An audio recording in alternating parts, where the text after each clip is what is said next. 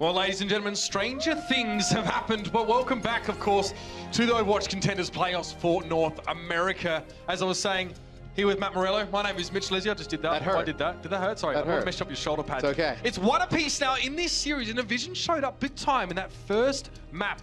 But definitely things look like they returned to equilibrium a little bit more come the second.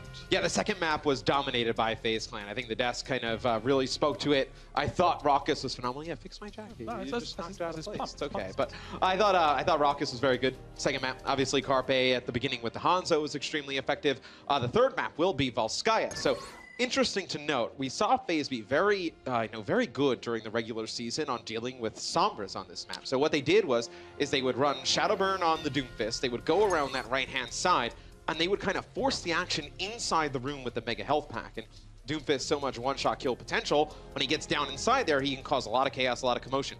They ran it before the patch. They ran it the one time I think we saw it after the patch as well. I'm interested to see if they run it here. Yeah, I mean, things have changed, right? It's been a little bit while since we saw that kind of meta, and, you know, some things have been tweaked here and there, but Volskaya Industries are just around the corner. You can see, cool, calm, and collected, both teams are looking, but we've talked about McGravy. We've talked about him being a catalyst. He's the fire starter in this team. I mean, the guy kind of, when you talk to him, it's like he's on a diet of pop rocks only. He's very, very animated, right? He needs to bring that here.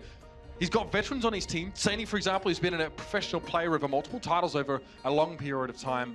But to address your point about dealing with a Sombra here, a good team like FaZe will understand, especially if they're attacking, which they're not first, that, you know, teams want to play around those hacked health packs. So yeah, you're perfectly right. What is very, very good at dealing with a team that likes to play in close quarter situations, AoE damage, or a Tracer, a Doomfist, and the like. Yeah, I mean, you could even throw something like a Junkrat into the mix. Like a lot of the comps we saw run with Doomfist, we've seen Doomfist just kind of been subbed out and put Junkrat in there. Really, when you're discussing like the Ryan, Zarya, McCree combination, you know, with a Junkrat, we saw it with the Doomfist for a while, but interested to see what FaZe does when they're on offense. They'll start things out here on defense. They're running a Sombra of their own with Raucus, and they'll have Shadowburn pick up his Genji. Carpe will run the Tracer. Yeah, I didn't think we'd be seeing any Orisa in this particular series. So now EnVision I guess maybe defaulting back to a little bit more of their previous approach. McGravy, though, something's happened between him and Jaru, because we're still seeing Jaru prefer the Tracer, even though McGravy's been playing it all damn season. In response, like Jaru tried the 76 when they sort of mixed things up and it didn't work. So we've seen a change here in the interim for EnVision. And when they were at their best, we saw them with the Tracer and Genji combination. McGravy on the Tracer, Jaru on the Genji. Jaru really made his name in Season 1 being a fantastic Genji player. So you see now it's going to be EnVision taking the far right side. They know that FaZe is going to play around this Sombra here. They don't have that one-shot kill potential of a Doomfist or a Junkrat though. So, you know, poking a lot of this damage, maybe you just force them out of the Mega Health Pack room, deny them access to it. Yeah, again, it's a war of attrition with this particular composition. Both teams' divas are going to be tested, to say the very least. They're going to be fairly judicious on how they use those defense matrix and where they choose to mitigate damage, where they choose to let it go through to the keeper, as we say in Australia. But FaZe's to step back, very far back. He almost knew an EMP was coming, so well predicted. FaZe is unaffected by that one, but it doesn't matter because the rest of his team was hacked up, and FaZe is also going to be hacked up, just in a different way. Shadowburn ran a riot through them. The resets were very, very easy. Once again, they're playing into a team who's set up in close quarters. Let's see how it all went down. Yeah, we can see Shadowburn just slicing through players. Two of them line up there towards the end. Goes back, takes out FaZe. So pretty easy kills here for Shadowburn as soon as the EMP comes in from Raucus. For EnVision, we'll see if they go with this strat again. And it looks like they're going to go towards the left-hand side.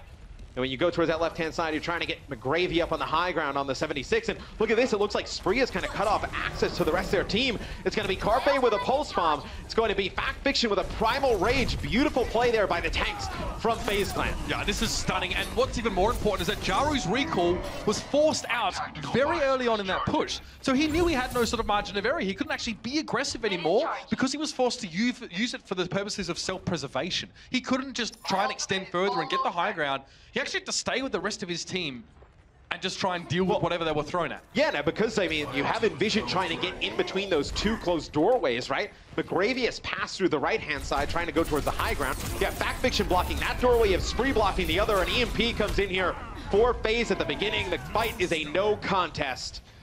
take a close look here at FaZe Clan and how they choose to just vary the pace or the context of their engagements.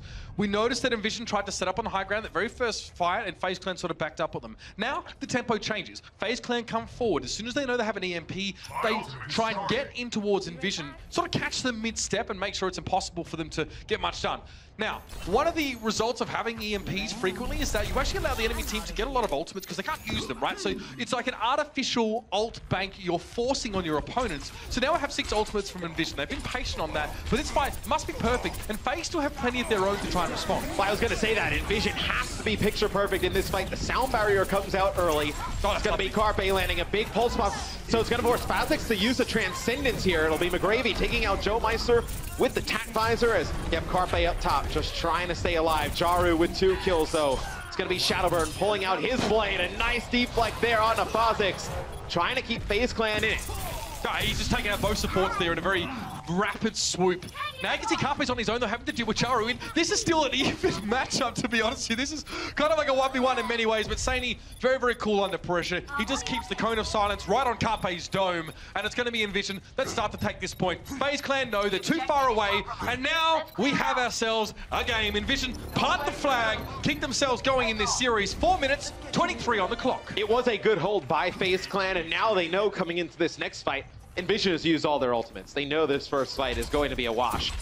Don't really have to invest much. You can use the EMP because you farm it so fast. We'll see what FaZe Clan decides to do. Raucus going behind enemy lines. Sees a lot of players in his sights, uses the EMP, calls it out to the rest of his teammates. You see everybody just collapsing on these 4 supports here for EnVision. They just leave FaZe and fire out to dry. So the rest of them go towards the point. Yeah, but they got a tick. That's the most ridiculous part of this. They used the fact that FaZe Clan kind of slept. I don't want to say slept on them, but they did. EnVision manages to get forward, and look at this. They win the fight now because FaZe Clan was split between 2 parts of the team. This should never happen as FaZe Clan, but EnVision have kicked down the door, strutted straight over the threshold, and now they're threatening the very life force that is FaZe Clan in this round. It's 3/4 capped, 2/3 if you want to go by ticks, and finally FaZe Clan come to their senses, but EnVision have already been snatching up all their goods off the mantelpiece. EnVision just leaves their supports out to dry, but it doesn't matter because everybody else pushes towards the point. They make a ton of progress there with no ults. It's huge for EnVision at the beginning of point B. See, Numlock gets onto the point. He does get hacked, so not going to be able to use that Primal Rage. Raucus will build up towards another EMP. FaZe Clan, though, needs to be careful. Can't afford to let that happen again. So interesting. You know, for EnVision, this is quite a cerebral approach because they recognize that, okay, Raucus is a good Sombra. He's probably going to have his ultimate, at worst case for us, every single fight. So if we can obviously bait that and force that, we know that FaZe Clan play aggressive on defense when they have the EMP. Let's bait them into an engagement and sneak it through the back door. See what EnVision tries to set up here. They do have their Transcendence. They're going to have a sound barrier as well. Dragon Blade 2. It's going to be the EMP that comes out. FaZe has to back up here. Connects with a few players there as EnVision tries to force it. No, so they lose the fight, right? You didn't use any of your ults. You still hold on to your Transcendence. You hold on to your sound barrier. You ended up, I believe, no, maybe McGravy used his ultimate during the fight, but Raucus uses the EMP. Joe Meister will have sound barrier here next. They're going to have the Dragon Blade from Shadowburn. You held on to that. EnVision, though, this next fight does not look too bad for them, though. Remember, FaZe Clan are running a single support, and as a result, only one sort of AoE support or healing or, you know, sustainability ultimate. So EnVision, again, they have a few more tools. It's all about how they're employed is the main concern here. Numlock, again, knocking on the door, just ringing the bell maybe too many times. Halloween's coming up, you can probably expect that to happen. Does have, oh, the private rage, he wanted to use it pretty much just then, actually. The timing on Raucus' hack was absolutely stellar. That stopped Numlock, this gives Raucus a lot of extra damage as well. Now, Gravy still wants to fight this out. Let's hope there's no ultimates used from EnVision here, and they're just going to go back and forth on it a little bit. FaZe goes for the Transcendence. They want to commit.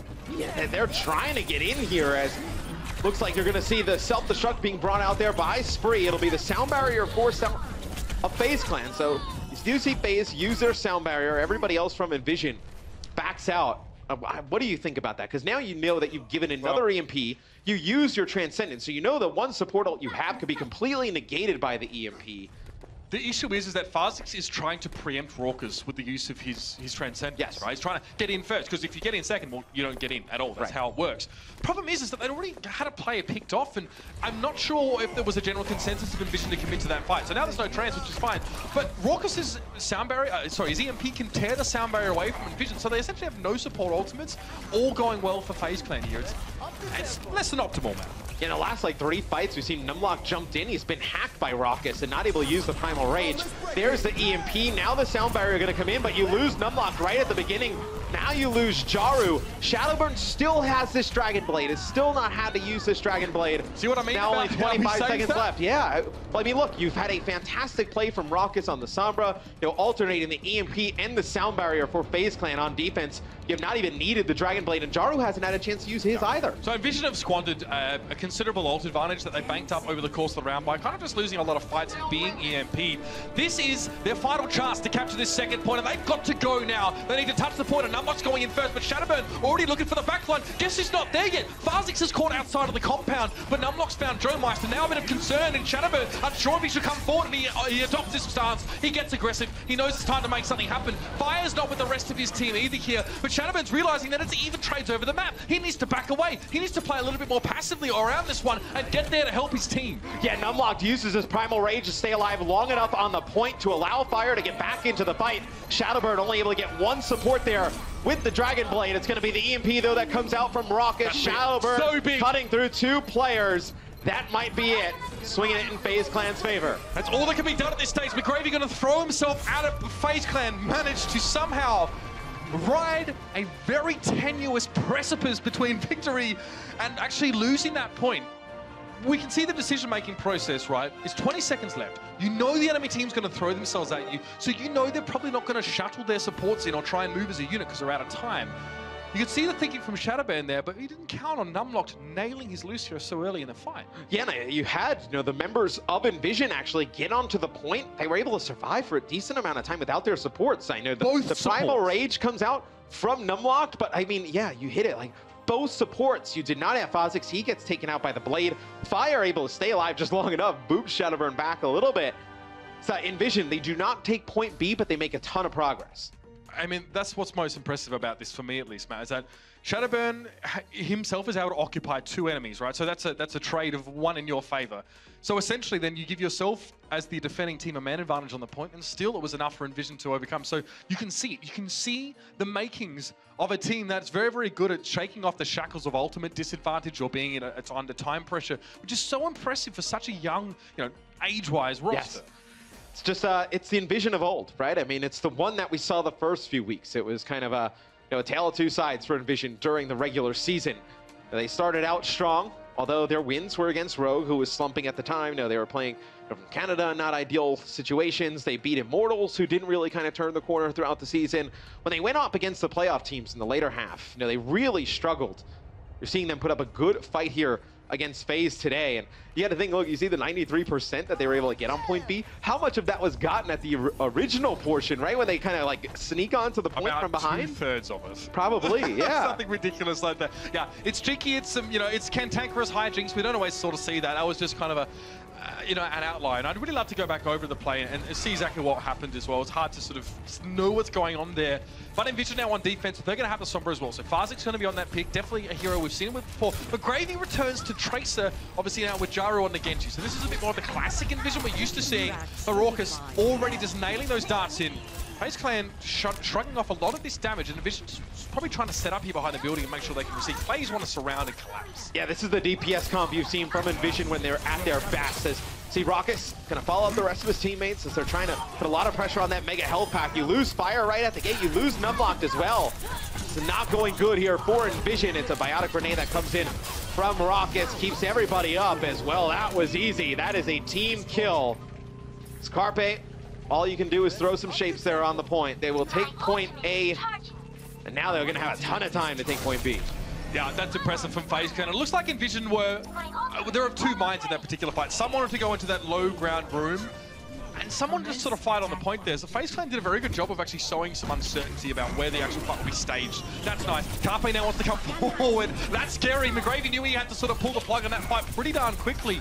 Almost a pulse bomb for Carpe at this stage. And now, what are you doing in the backline, son? He at least has a primal rage. Okay, I was freaking out there. He was very, very low. Gets himself alive, but who's going to deal with the crazy Cyber Ninja Man? It's Shadowburn in the back. Self-destruct. I don't think that landed where it was intended to at all. So Sadie gets minimal value from that one.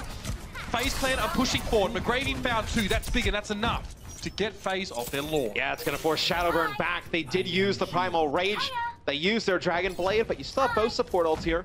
EnVision did use their EMP at the beginning of the fight. Fire has not been able to build up really much towards a sound barrier, as they know he died pretty much instantly there on point A. So we'll see. I mean, I know Numlock had to use the Primal Rage just to get out. So you'll have Jaru with that Dragon Blade coming up shortly. But you may get this EMP again from FaZe, as you see Shadowburn just trying to lurk. It takes out Fire yet again. Again, no chance to build up an ultimate. Of course, he wasn't going to have one anyway, and this is good. FactFiction's the recipient of the Nano Boost here, and the pressure he's putting on Numlock is almost too much to bear. Good hack, actually, towards FactFiction, but Carpe's already done so much work. He's dealt with Numlock and the D.Va mech, so he pretty much on his own has dealt with all the enemy tanks, and this damage is going to keep coming. Fire makes a big return to the fight by dealing with FactFiction, but FaZe Clan can set up in position. Fire, who's going to be pressured down naftily. That was beautiful from Sadie. He actually, in the middle of the fight, got his mech back, and he's resuited. It's huge there from Sani, as EnVision will hold on. Don't even see a tick come out from FaZe Clan. As I know, Fire, he gets picked off at the beginning of these fights. Got to keep him up. Finally earns the sound barrier here. As you've already seen, Fire earns a sound barrier for the first time. We already see Joe Meister has used one, already 60% towards the second. FaZe Clan, they did use the nano boost on a FactFiction. The beginning of the fight, you're going to get close to a Dragon Blade here as well. You're going to get your Primal Rage back yet again. Pulse Bomb comes out there from McGravy. Didn't get anything, as they have allowed Shadowburn to get behind enemy lines time and time again. So we're watching him now. There was an EMP used. This is so cheeky, 2 on the point now. They tried to do a bit of an EnVision, but EnVision invented that strategy. It's not going to work. Shadowburn is taken down very quickly. And of course, FaZe Clan were destined to lose that particular fight. So they're satisfied with having drawn an EMP away from FaZe there. Although it won't be too long until there's another one.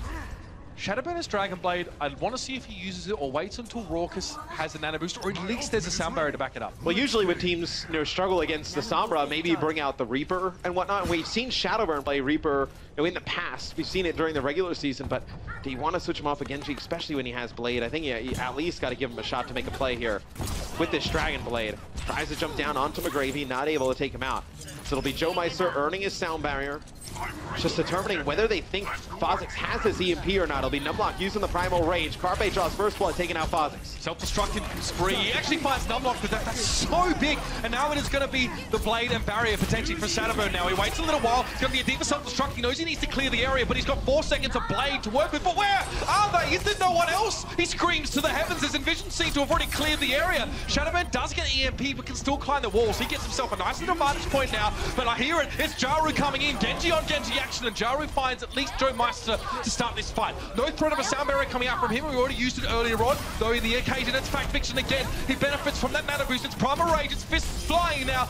More than a Bruce Lee movie, and he's going to set himself up with the rest of his team. It's 2 ticks now. We're real close. We're super close. It's going to be Numlock here to try and stop this. He drops onto the point, and Jaru now is going to come charging in. The Doomfist is back, but it's a little bit late in the day to see the pick from Jaru, the signature style of him.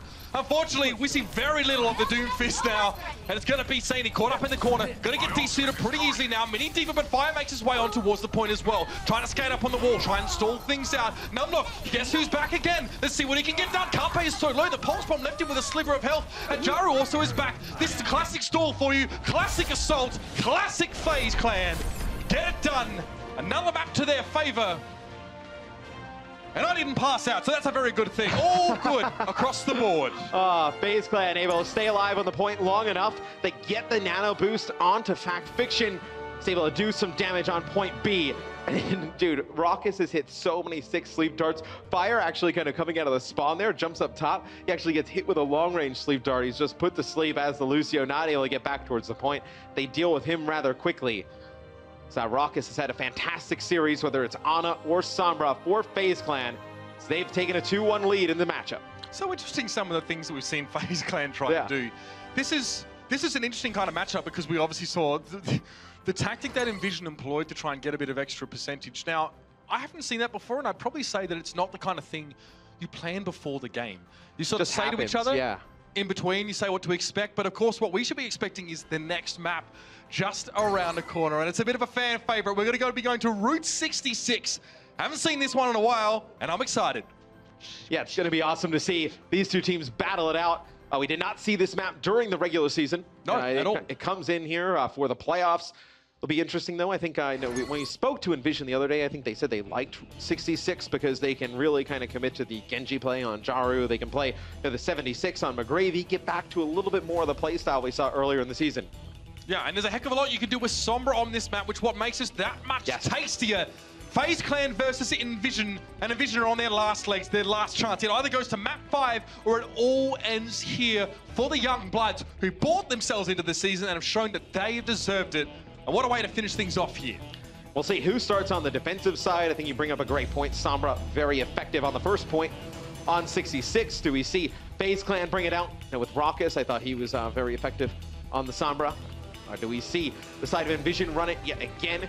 Looks like here early will be EnVision on offense. So I liked your kind of lasso Western thing you were doing there before. Yeah, that's what it was. It was entertaining. It's definitely what was it supposed to be? Definitely a lasso thing, man. I don't know what you're talking about. You're spot on. You nailed it. That's usually what I do. I usually nail it. I usually get it right 98% of the time. Thanks for that, man. No problem. Anytime. So the setup here as well, it is going to be to start on defense, FaZe Clan. Did you like that? It's like we had a joke and then I just stopped joking with you. How does that feel, bud? I did. I like that. Is that disconcerting? It felt good. It felt good. I'd like to mix it up with you. Kind of took me from Cloud9, brought me all the way back down to Earth again. Kind of reset my expectations. Could you envision another way that could have been done? No. Could not have envisioned another way that could have happened. This is terrible. We're getting all that good material out now. We're going to have nothing by tomorrow, Matt. This is terrible. I know. Well, I mean, if EnVision doesn't win this map, that's okay, because we won't have to worry about any of those jokes tomorrow. True that. FaZe Clan, so they will start with a Sombra on defense, so maybe no surprise here. Fact Fiction on that Winston. And they're going to play the Genji Tracer. I mean, this is the nominal FaZe Clan composition. Maybe you could say Raucus on Azena and Ana. But the Genji Tracer is definitely the core of this team. It was spoken about on the desk. FaZe Clan, this is the centerpiece. Shadowburn and Carpe, and the way they're facilitated by the rest of this roster. We'll see what EnVision does on offense. At least at the beginning, it looks like McGravy will play the 76, but Jaru not playing the Genji. It looks like he'll be playing the Tracer. And look, I think obviously Tracer a huge part of the meta. So important. I think you see all of the top teams, they have a phenomenal Tracer player. But EnVision got here and they made their biggest upsets and they made things happen around Jaru's Genji play. I mean, maybe you try, Genji 76, you try and make something happen. Saini with the Roadhog here at the beginning, definitely, making an impact, puts a lot of damage onto Spree's mech. They're able to get him demeched, and Jaru takes out Fact Fiction. So, yeah, both tanks in a bad way here at the beginning. And that's exactly why the Roadhog's in this composition, by the way. Well, one of many reasons, but D.Va can't do anything about a hook coming in, and there's so much front-loaded damage from Saini and the rest of EnVision that all they need to do is try and find Spree, hook him in, deal with him, and then Tracer gets a free run at the backline of FaZe Clan because Spree, of course, is just a schoolgirl with a bunny blaster. Yeah, I mean, there's no Matrix there to protect, Joe Meister. You don't have, like, a Zen where you could have, like, discorded Jaru, maybe forces him back a little bit. See the payload making its way around the corner. Looks like FaZe Clan will fight this one more time as Raucus getting close to an EMP. You're going to have Carpe close to a Pulse Bomb as well. Jaru, a little bit close for comfort there, but he's able to back out. Pulse Bomb was off inside the die. I don't know how he gets one of his own. That's not quite enough to get the D-suit on Spree, but the rest of the damage was at least available for him. It's actually traded out kills at this stage. Jaru gets the D-suit, but McGravy has gone down. So he's the only DPS now sort of playing around this point. 3 players up, but really just Jaru over on the point. And that's happened so many times, except more to McGravy last time. Often as the Tracer player on EnVision, you feel you're 1v2 against FaZe Clan. Yeah, Carpe is able to take out 2 players there, swing the fight in FaZe's favor. The EMP comes in. EnVision is forced to back up. So now EnVision, this fight actually looks pretty good for them, Mitch. They have both support ults. You may get a whole hog here, you may get a Primal Rage. They have to be careful though. Shadowburn with that Dragon Blade. You also have Joe Meister with the Sound Barrier. As it looks like you see EnVision here trying to take that high ground. I enjoyed this approach to try and circle around EnVision, know that they're just trying to get access to particular targets, not the whole team. Raucus finds FaZe earlier on though. There was no EMP involved in that one. He finds the Zenyatta and deals with him. Saini gets one, but Gravy's already forced out of this one. And with the Sound Barrier being used, he's so low, that'll decay, and he won't have a lot of health to deal with now. Saini's whole hog is rather underwhelming, to be honest. He at least gets Fact Fiction, but he's already being bundled out of that area. McGravy also low himself. FaZe has an ultimate, but he's not here to use that one at all. So this will be a stalled out fight and ultimately a retreat from EnVision. Yeah, where it looked kind of good for EnVision, now it has definitely turned for the worst, because you use your sound barrier, you use your whole hog. You lost FaZe at the beginning, so don't have a chance to use your Transcendence, but now you've allowed Raucus to get an EMP. Now you have Shadowburn still with this blade. You have a self-destruct, a lot of tools here for FaZe Clan to extend their hold here on defense. There it is, the EMP, and guess who was on top of McGravy? But FaZe, the timing was just superb. Gets the Transcendence out in the nick of time, and EnVision are able to withstand the use of that ultimate. But Spree's found fire. This is the risk of EnVision working around the upside, around the map. They're exposed to that kind of burst damage, line of sight. And now Numlock down on the ground. His boots, in fact. Joe Meister can't boop him away in time before he gets taken down. This is pure stall now. Fix is trying to buy some time for his teammates, and Shadowburn's going hand. Dragonblade, but he's just a slither of help, and Numlock is quite easily able to backhand him in the next Tuesday. Plenty of presence for EnVision around this point, and Carpe's going to have to back up. Nicely played from Numlock. The timing, not a moment too soon. We'll see if FaZe can make it back towards the payload on defense. This Backfiction has been able to stay alive throughout all of this. McGravy has switched over to McCree, as you have nothing here for EnVision to work with. You're gonna have Raucus close to another EMP. Shadowburn towards the end of that fight using the Dragon Blade. Just waits and waits and waits for that perfect time to strike. May have won this match for FaZe Clan. This EMP is going to gut EnVision if they're exposed to it. Raucus and they're going to have a sound barrier too. Exactly. Just going to be able to layer those ultimates together, and EnVision have none. They're not even going to have shields or abilities in just a moment. It comes out. Shadowbird actually gets taken down early on. Sadie does well to deal with him first, but now this is that inexorable weight. It's like an avalanche of players from FaZe Clan are pressuring over on towards EnVision. Sadie has a self-destruct, but that's about it. Jari responds though. Backfiction down. Carpe on that payload, and Spree's trying to join him, but Sadie on a sliver of health himself is trying to keep them away. Raucus is nice and healthy. Here's the self-destruct, but so easy to break line of sight from this one man. At least now Sadie tried to get the resuit, but no, that's devastating. Too much damage in too short a time. It's a bad diet for a diva, no doubt it. Just phenomenal ult usage from FaZe Clan. Like, they were just able to layer the EMP with the sound barrier, wait for the prime opportunity for the Dragon Blade. Never a wasted ultimate from the side of FaZe Clan. Able to combo all of them to a great effect to hold on that first point here on 66. Making it very difficult on EnVision here if they want to extend this series. And you can see the presence of that Sombra pick from Raucus was definitely taking its toll on the side of EnVision. The fact that McGravy switches from the 76, which is, you can do a lot with that if you have high ground control. You can see that they were trying to work around that fact. Get McGravy and the rest of the team up around behind the diner and give him a vantage point. But he switches to McCree. He's probably thinking, I'm really getting very sick of Raucus dropping in and hacking us all with that EMP. But by that point, it was far too late, I have to say.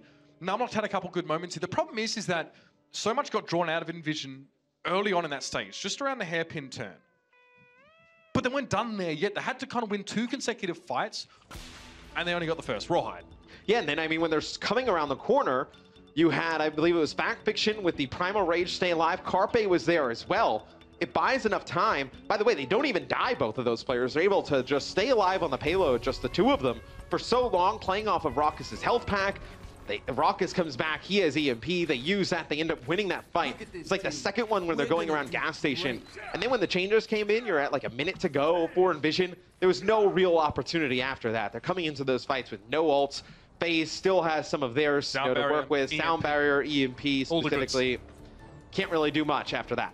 So now, if you're an EnVision fan, I don't blame you if you've got that white-knuckled grip on your seat handles. This is not where they want to be.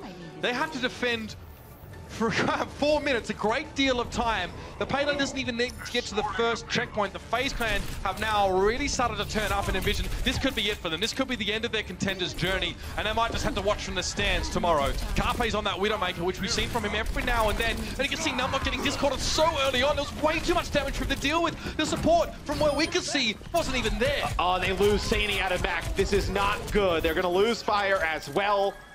Carpe now on the Widowmaker, just putting pressure on the remaining members of EnVision. They know they have to deal with Carpe. They can't allow them to just sit back, just land these free shots. But the payload still continues to move here. Now Shadowburn on the lookout here. They're trying to find FaZe. Jaru actually gets taken out there by Carpe. And that's not good, because now you're only going to have McGravy back into the fight here. Jaru on the Tracer. It's been good. You're not going to have him here. It's been real, is probably what FaZe Clan are saying to EnVision now. The payload is so very close to McGravy's already cut short. He's one chance to try and keep his team alive, and it's taken away from him before he had even had the opportunity. Shadowburn gets it done. We're in slow-mo, but FaZe Clan seem to be one step ahead of the rest. A slower start for this all-star roster, but you can see now exactly why they're considered some of the very best in North America. And it's fitting, Matt, that they will take on EnVision tomorrow. Oh, it's going to be a fantastic matchup between those two teams. I think, look, as you saw the regular season develop, I think you could have clearly said this is going to be our finals match coming to the playoffs. I think, you know, from the side of FaZe Clan, they have improved as the season has gone on.